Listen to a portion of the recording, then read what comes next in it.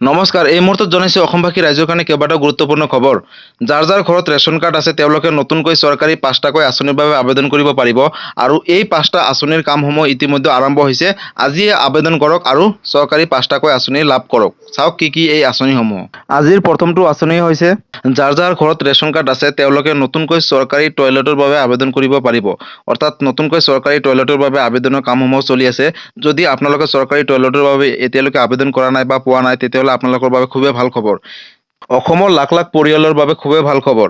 যিসকলৰ ration card আছে আৰু তেওঁলোকে যদি এতিয়ালৈকে চৰকাৰী টয়লেট পোৱা নাই বা আবেদন কৰা নাছিলে তেতিয়াহ'লে আপোনালোকে নতুনকৈ চৰকাৰী টয়লেটৰ বাবে আবেদন কৰিব পাৰিব। ইতিমধ্যে চৰকাৰী টয়লেটৰ বাবে আবেদনৰ কামসমূহ চলি আছে। অনলাইনৰ মাধ্যমত আপোনালোকে চৰকাৰী টয়লেট আবেদন কৰিব লাগিব আৰু চৰকাৰী টয়লেট আবেদন কৰিব হ'লে আপোনালোকৰ ৰেচন কাৰ্ড থকাটো বাধ্যতামূলক।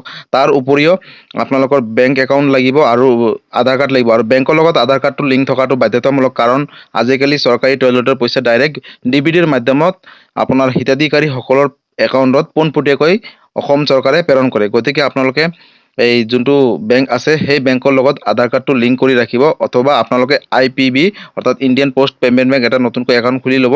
সেই একাউণ্টত আপোনালোকৰ নতুনকৈ চৰকাৰী টয়লেটৰ পইচাসমূহ সোমাব। আজিৰ দ্বিতীয়টো আঁচনি হৈছে প্ৰধানমন্ত্ৰী আৱাস যোজনা। অৰ্থাৎ যিসকলে চৰকাৰী ঘৰ পোৱা নাছিলে বা আবেদন কৰা নাছিলে তেওঁলোকৰ বাবে খুবেই ভাল খবৰ। যাৰ যাৰ ঘৰত ৰেচন কাৰ্ড আছে তেওঁলোকে নতুনকৈ চৰকাৰী ঘৰ লাভ কৰিব। চাওক সবিশেষ। দেশত নতুনকৈ ৩ কোটি চৰকাৰী ঘৰ নিৰ্মাণ কৰিব। যিসকল দৰিদ্ৰ বা দুখীয়া পৰিয়াল হয় তেওঁলোকে নতুনকৈ চৰকাৰী ঘৰৰ বাবে আবেদন কৰিব পাৰিব আৰু আবেদন কৰিব হ'লে প্ৰথমতে আপোনালোকৰ ৰেচন কাৰ্ড থকাটো বাধ্যতামূলক। যদিহে আপোনালোকৰ ৰেচন কাৰ্ড আছে তেতিয়াহ'লে কোনো ধৰণৰ চিন্তা কৰিব নালাগে, আপোনালোকে নতুনকৈ চৰকাৰী ঘৰৰ বাবে আবেদন কৰিব পাৰিব। ইতিমধ্যে চৰকাৰী ঘৰৰ বাবে আবেদনৰ কামসমূহ চলি আছে। যদি আপোনালোকে গাঁৱৰ হয় বা চহৰৰ হয় তেতিয়াহ'লে আপোনালোকে গাঁও পঞ্চায়তৰ যোগেদি নতুনকৈ চৰকাৰী ঘৰ আবেদন কৰিব পাৰিব। আপোনালোকে খবৰ কৰক আপোনালোকৰ গাঁও পঞ্চায়তত, আৰু যদি আপোনালোকৰ গাঁও পঞ্চায়ততো ইতিমধ্যে চৰকাৰী ঘৰৰ বাবে আবেদনৰ কামসমূহ চলি আছে আপোনালোকে আবেদন কৰক। আৰু যদি আপোনালোকে চৰকাৰী ঘৰৰ বাবে আবেদন কৰিব বিচাৰিছে তেতিয়াহ'লে ডকুমেণ্টছ কি লাগিব চাওক। ৰেচন কাৰ্ড থকাটো বাধ্যতামূলক। তাৰ উপৰিও কিছুমান গুৰুত্বপূৰ্ণ ডকুমেণ্টছ লাগিব, যিখিনি হৈছে আধাৰ কাৰ্ড, বেংক একাউণ্ট, আপোনালোকৰ যিকোনো এটা ভোটাৰ কাৰ্ড বা পেন কাৰ্ড লাগিব, মোবাইল নম্বৰ লাগিব, ইনকাম চাৰ্টিফিকেট লাগিব। গতিকে এই সবিশেষ ডকুমেণ্টছখিনি আপোনালোকৰ থাকিব লাগিব। আৰু যদি আপোনালোকৰ এই ডকুমেণ্টছখিনি নাই, হয়তো আপোনালোকে নতুনকৈ বনাই লওক, তাৰপিছত চৰকাৰী ঘৰৰ বাবে আবেদন কৰক। আৰু চৰকাৰী ঘৰ আবেদন কৰাৰ আগতে আপোনালোকৰ বেংক একাউণ্টৰ লগত আধাৰ কাৰ্ডটো লিংক আছে নে নাই সেইটো এবাৰ চেক কৰি ল'ব, কাৰণ আজিকালি চৰকাৰী ঘৰৰ বাবে ডাইৰেক্ট পইচাটো বেংক একাউণ্টত আপোনালোকৰ নিজৰ বেংক একাউণ্টত সোমাই দিব চৰকাৰে। গতিকে আপোনালোকে চৰকাৰী ঘৰ আবেদন কৰাৰ আগতে বেংক একাউণ্টৰ লগত আধাৰ কাৰ্ডটো লিংক কৰাই ৰাখক। আৰু নতুনকৈ চৰকাৰী ঘৰৰ বাবে যোনটো টকা আছিল আগত সেই টকাটো বৃদ্ধি কৰিলে। গতিকে আপোনালোকে যদি চৰকাৰী ঘৰ পোৱা নাই আৰু আবেদন কৰিব বিচাৰিছে তেতিয়াহ'লে খুবেই ভাল খবৰ। অসমৰ লাখ লাখ পৰিয়ালে পাব নতুনকৈ চৰকাৰী ঘৰ। মুখ্যমন্ত্ৰী ডক্টৰ হিমন্ত বিশ্ব শৰ্মাই ঘোষণা কৰিছে অসমৰ লাখ লাখ পৰিয়ালে পাব নতুনকৈ চৰকাৰী ঘৰ। যদি আপোনালোকে পোৱা নাই আজি আবেদন কৰক। যদিহে আপোনালোকৰ গাঁও পঞ্চায়তত চৰকাৰী ঘৰৰ বাবে আবেদনৰ কামসমূহ বন্ধ হৈ আছে তেতিয়াহ'লে আপোনালোকে গাঁও পঞ্চায়তত খবৰ কৰিব। যেতিয়া চৰকাৰী ঘৰৰ বাবে নতুনকৈ আবেদনৰ কামসমূহ আৰম্ভ হয় লগালগ আপোনালোকে চৰকাৰী ঘৰৰ বাবে আবেদন কৰিব। আজিৰ ৩ নম্বৰ আঁচনিটো হৈছে অসমবাসী ৰাইজৰ কাৰণে আন এটা ভাল আঁচনি, যাৰ নাম হৈছে PM কিষাণ। PM কিষাণ হৈছে এনেকুৱা এটা আঁচনি যিটো আঁচনিয়ে বছৰেকত ৬,০০০ টকা পোনপটীয়াকৈ কৃষকসকলৰ বেংক একাউণ্টত প্ৰেৰণ কৰে কেন্দ্ৰীয় চৰকাৰে। আৰু নতুনকৈ PM কিষাণৰ বাবে আপোনালোকে আবেদন কৰিব পাৰিব। যদি আপোনালোকে PM কিষাণৰ বাবে আবেদন কৰা নাছিলে তেতিয়াহ'লে আপোনালোকৰ বাবে খুবেই ভাল খবৰ। ইতিমধ্যে PM কিষাণৰ বাবে আবেদনৰ কামসমূহ চলি আছে। আপোনালোকে PM কিষাণৰ বাবে যিকোনো CHC চেণ্টাৰত গৈ আপোনালোকে PM কিষাণৰ বাবে আবেদন কৰিব পাৰিব। আপোনালোকে মোবাইলতো পাৰিব, কিন্তু মোবাইলত কৰিলে কি হয় পিছলৈ গৈ আপোনালোকে আঁচনিসমূহৰ টকাসমূহ আপোনালোকৰ বেংকসমূহত নোসোমাব, কাৰণ কিবা এটা খেলি মেলি হৈ থাকিব, আপোনালোকে ভালকৈ বুজি নাপাব। গতিকে আপোনালোকে CHC চেণ্টাৰত গৈ আজিয়ে আবেদন কৰক আৰু PM কিষাণ যোজনাৰ বছৰি ৬,০০০ টকা যোনটো হয় সেইটো আপোনালোকৰ পোনপটীয়াকৈ একাউণ্টত ৩টা ইনষ্টলমেণ্টৰ যোগেদি লাভ কৰক। আৰু নতুনকৈ আপডেট আহিছে PM কিষাণৰ বছৰি ৬,০০০ টকাৰ জেগাত ৮,০০০ টকা কৰিব। গতিকে যদি আপোনালোকে এজন কৃষক হয় আৰু PM কিষাণৰ বাবে আবেদন কৰা নাছিলে তেতিয়াহ'লে আপোনালোকে আজিয়ে আবেদন কৰক। যদি আপোনালোকৰ ৰেচন কাৰ্ড আছে তেতিয়াহ'লে বছৰি ৬,০০০ টকাৰ জেগাত ৮,০০০ টকাও পাব পাৰে। এইটো এটা বহুতেই ভাল আঁচনি অসমবাসী ৰাইজৰ কাৰণে বা গোটেই ভাৰতবৰ্ষৰ কাৰণে খুবেই ভাল আঁচনি কৃষকসকলৰ বাবে। আৰু ইয়াৰ বাবে আবেদন কৰিব হ'লে কি ডকুমেণ্টছ লাগিব চাওক। যদিহে আপুনি এজন কৃষক হয় আৰু PM কিষাণৰ বাবে নতুনকৈ আবেদন কৰিব বিচাৰিছে তেতিয়াহ'লে ডকুমেণ্টছ লাগিব। ৰেচন কাৰ্ড থকাটো বাধ্যতামূলক। তাৰ উপৰিও আধাৰ কাৰ্ড লাগিব, ভোটাৰ কাৰ্ড লাগিব, মোবাইল নম্বৰ লাগিব, বেংক একাউণ্ট লাগিব আৰু মাটিৰ জমাবন্দী বা খাজনা ৰচিদখন লাগিব। যদি আপোনালোকৰ এইখিনি ডকুমেণ্টছ আছে তেতিয়াহ'লে আপোনালোকে এজন কৃষক হয় আৰু PM কিষাণৰ বাবে আবেদন কৰিব পাৰিব। আৰু PM কিষাণ আবেদন কৰাৰ আগতে আপোনালোকে এবাৰ চিন্তা কৰি ল'ব যে আপোনালোকৰ ঘৰত কোনোবাই চাকৰিয়াল মানুহ আছে নেকি, বা আপোনালোকৰ ঘৰত বেলেগ কোনোবা সদস্যই PM কিষাণৰ ধনসমূহ পাই আহি আছে নেকি। যদি আপোনালোকৰ ঘৰত বেলেগ কোনোবা সদস্য ইতিমধ্যে PM কিষাণৰ ধনসমূহ পাই আহিছে, বা আপোনালোকৰ ঘৰত কোনোবা চাকৰিয়াল আছে, তেতিয়াহ'লে PM কিষাণৰ বাবে আবেদন কৰিব ঠিকেই, কিন্তু আপোনালোকে PM কিষাণৰ ধনৰ পৰা বঞ্চিত থাকিব। আৰু বেংক একাউণ্টৰ লগত আধাৰ কাৰ্ডটো লিংক থকাটো বাধ্যতামূলক। যদি আপোনালোকৰ বেংক একাউণ্টৰ লগত আধাৰ কাৰ্ডটো লিংক নকৰে, তেতিয়াহ'লে PM কিষাণৰ ধনৰ পৰা বঞ্চিত থাকিব।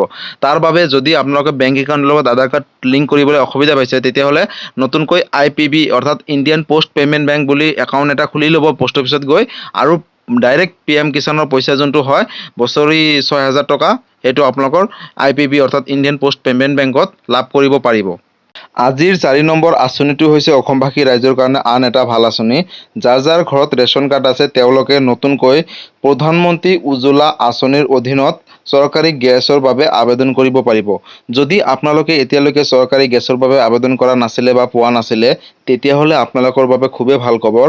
নতুনকৈ চৰকাৰী উজ্জ্বলা গেছৰ বাবে আবেদন কৰিব পাৰিব যদি চৰকাৰী গেছৰ বাবে আবেদনৰ কামসমূহ চলি আছে। যদি আপোনালোকে এতিয়ালৈকে চৰকাৰী গেছ পোৱা নাই, তেতিয়াহ'লে আবেদন কৰক আৰু চৰকাৰী গেছ লাভ কৰক।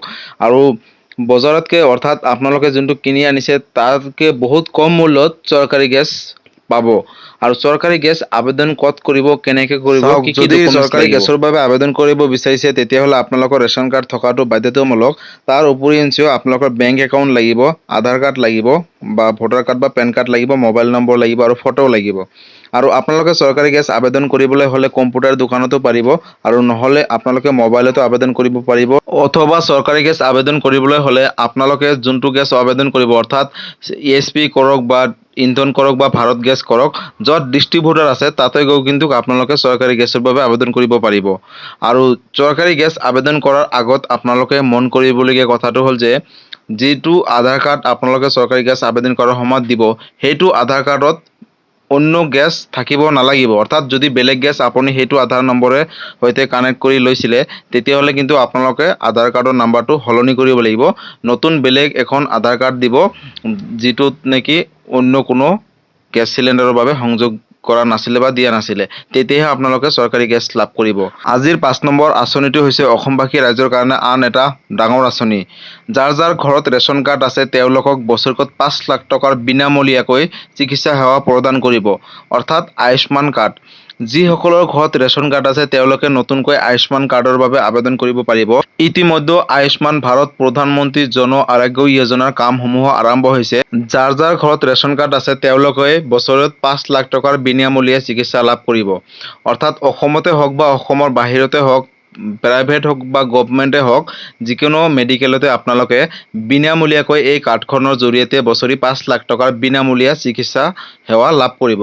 গতিকে আপোনালোকে যদি এতিয়ালৈকে আয়ুষ্মান কাৰ্ডৰ বাবে আবেদন কৰা নাই, তেতিয়াহ'লে আপোনালোকৰ বাবে খুবেই ভাল খবৰ। আজিয়ে আপোনালোকে আয়ুষ্মান কাৰ্ডৰ বাবে আবেদন কৰক। যদিহে আপোনালোকৰ ঘৰত ৰেচন কাৰ্ড আছে, আধাৰ কাৰ্ড আছে আৰু মোবাইল নম্বৰ আৰু আপোনালোকৰ ফটোৰ জৰিয়তে নতুনকৈ আয়ুষ্মান কাৰ্ডৰ বাবে আবেদন কৰিব পাৰিব। আৰু আবেদন ক'ত কৰিব চাওক, আপোনালোকে যদি আয়ুষ্মান কাৰ্ড আবেদন কৰিবলৈ বিচাৰিছে, তেতিয়াহ'লে আপোনালোকে য'ৰ পৰা সুলভ মূল্যৰ দোকানৰ পৰা বিনামূলীয়াকৈ চাউল লয়, তাতে গৈ কৰিব পাৰিব। অথবা আপোনালোকে যিকোনো গভৰ্ণমেণ্ট হস্পিটেলত গৈও এই আয়ুষ্মান কাৰ্ডৰ বাবে আবেদন কৰিব, বা আপোনালোকৰ ওচৰ চুবুৰীয়া নাৰ্ছসকলেও আপোনালোকক কিন্তু এই বিনামূলীয়া আয়ুষ্মান কাৰ্ডৰ আবেদন কৰিবলৈ আহ্বান জনাব। গতিকে আপোনালোকে যদি আয়ুষ্মান কাৰ্ডটো আবেদন কৰা নাই বা এপ্লাই কৰা নাই, অতি শীঘ্ৰেই কৰি লওক আৰু বছৰি 5 লাখ টকাৰ বিনামূলীয়া চিকিৎসা সেৱা লাভ কৰক। অসমতে হওক বা অসমৰ বাহিৰতে হওক, এইটো এটা খুবেই ভাল আঁচনি অসমবাসী ৰাইজৰ বাবে। বন্ধু বান্ধৱীসকল, আজি আছিলে এইটো এটা ইনফৰ্মেটিভ ভিডিঅ'। আৰু নতুনকৈ বহুতো আঁচনি আছে, যেনেকৈ অৰুণোদয় আঁচনি নতুনকৈ কেতিয়া আবেদন হ'ব, বা ৰেচন কাৰ্ড কেতিয়া আবেদন হ'ব, বা নতুনকৈ পুলিচৰ ইণ্টাৰভিউ কেতিয়া হ'ব, বহুতো আঁচনি বা বহুতো চাকৰি আছে। এতিয়ালৈকে এইখিনি কাম বন্ধ কৰি থৈছে অসম চৰকাৰে, কাৰণ গোটেই অসমতে বৰ্তমান বানপানী হৈ আছে। গোটেই মন্ত্ৰীসকল, বিধায়কসকল বা চৰকাৰী ডাঙৰ ডাঙৰ বিষয়া কৰ্মচাৰীসকল সকলোৱে বানপানীৰ সমস্যাত যিসকল মানুহক সহায় কৰিব লাগে, সহায় কৰি আছে। তাৰ বাবে কিছুমান আঁচনি বা চৰকাৰী চাকৰি বা আপোনালোকৰ ইণ্টাৰভিউ হওক সেইখিনি বন্ধ কৰি থৈছে আৰু অতি শীঘ্ৰে এইখিনি কাম আৰম্ভ হ'ব। বানপানী শেষ হোৱাৰ লগালগ এইখিনি কামো আৰম্ভ হ'ব নতুনকৈ আঁচনিৰ। গতিকে বন্ধু বান্ধৱীসকল, আজি আছিলে এইটো এটা ইনফৰ্মেটিভ ভিডিঅ'। যদি আপোনালোকে চেনেলটোত নতুনকৈ আহিছে, চেনেলটো ছাবস্ক্ৰাইব কৰিব, লাইক কৰিব আৰু যদি কিবা সুধিবলগীয়া আছে কমেণ্ট কৰিব আৰু সকলোৰে মাজতে শ্বেয়াৰ কৰক যাতে সকলোৱে কথাখিনি গম পায়। ধন্যবাদ। জয় আই অসম।